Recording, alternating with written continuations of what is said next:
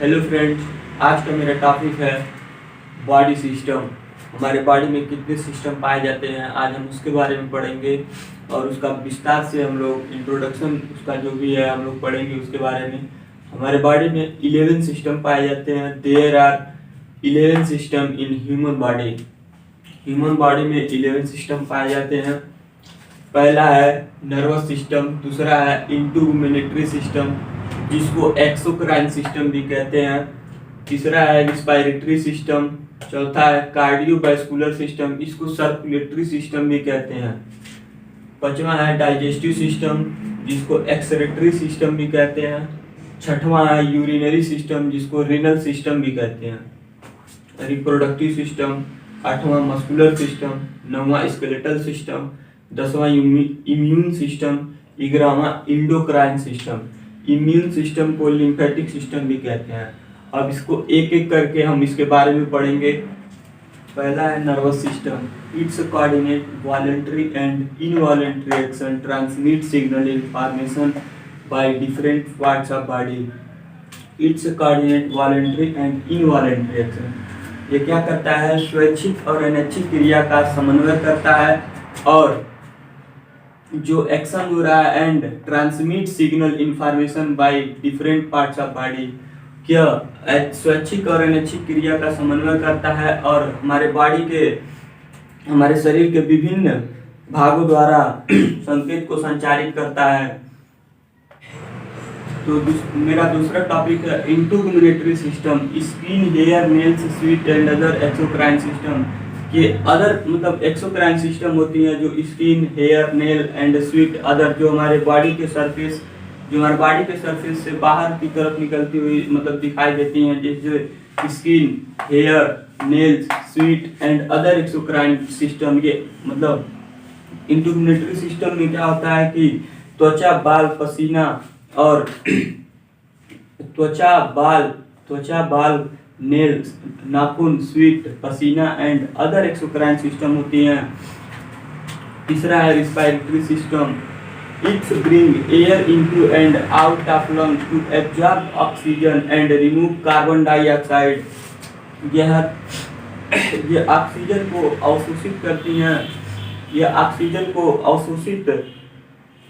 हैं, और carbon dioxide को बाहर निकालने के लिए लंग्स, फेफड़े में हवा लाती हैं और बाहर निकालती हैं। इसमें क्या होता है, it's bring air into and out of lungs to absorb oxygen and remove carbon dioxide. It's bring air into and out of lungs,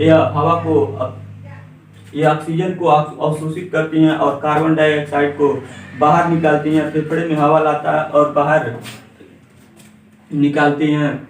cardiovascular system. It's circulate blood around the body by the heart, arteries and veins, delivering oxygen and nutrients to organs and cells. Cardiovascular system को circulatory system कहते हैं। It's circulate blood around the body, ये blood को पूरी body में circulate करती है। किसके माध्यम से, हार्ट के माध्यम से, आर्टरीज के माध्यम से, वेन्स के माध्यम से। डिलीवरिंग ऑक्सीजन एंड न्यूट्रिएंट्स, और डिलीवर करती है क्या, ऑक्सीजन और न्यूट्रिएंट्स, किसके लिए, ऑर्गन्स के लिए और सेल के लिए, जो हमारे बॉडी को एनर्जी देती है। इसमें ऑर्गन कौन कौन से आते हैं, हार्ट, ब्लड वेसल्स, ईटीसी, मतलब और भी कुछ जो भी ऑर्गन्स हैं इसमें कार्डियोवैस्कुलर में आते हैं। और लोग पढ़ेंगे पांचवा डाइजेस्टिव सिस्टम। डाइजेस्टिव सिस्टम क्या होता है कि इसमें ऑर्गन्स पहले देखेंगे कि इसमें ऑर्गन्स कौन कौन से ऑर्गन्स आ रहे हैं। तो इसमें पहला ऑर्गन है mouth, pharynx, stomach, intestine, to absorb nutrients and remove waste gastrointestinal tract.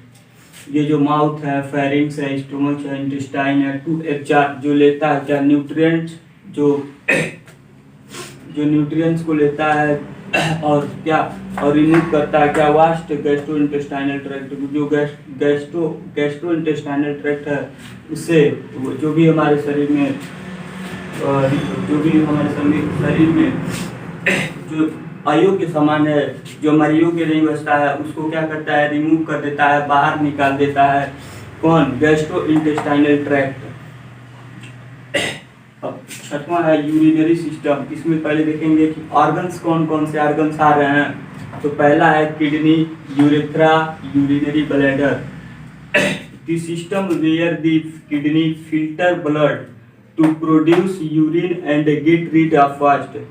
इसमें क्या करता है, वो प्रणाली जहाँ गुर्दा मूत्र का उत्पादन करती है और अपशिष्ट पदार्थ को बाहर निकाल देती है। And get rid of waste kidney, urethra, urinary bladder, the system where the consist filter blood to produce urine and get rid of waste. क्या करती है कि गुर्दा मूत्र को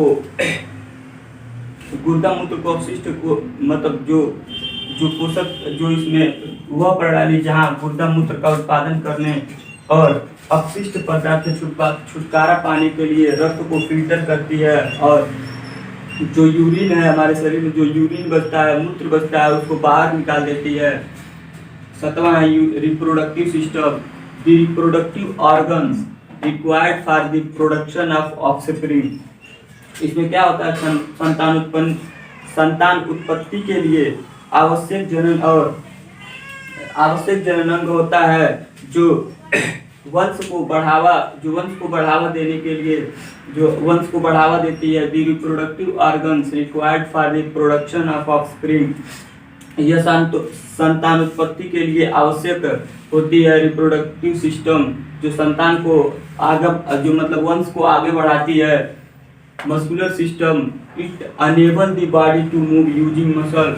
मस्कुलर सिस्टम क्या होती है कि इट अनेबल द बॉडी जो बॉडी को योग्य बनाती है मूव करने के लिए। इसकी सहायता से यूजिंग मसल जो मसल्स की सहायता से बॉडी को मूव कराया जाता है। जो हमारी बॉडी मूव करती है वो किसकी सहायता से, मसल्स की सहायता से। नेक्स्ट है skeletal system. Bones maintain the structure of the body and it's organ and gives production.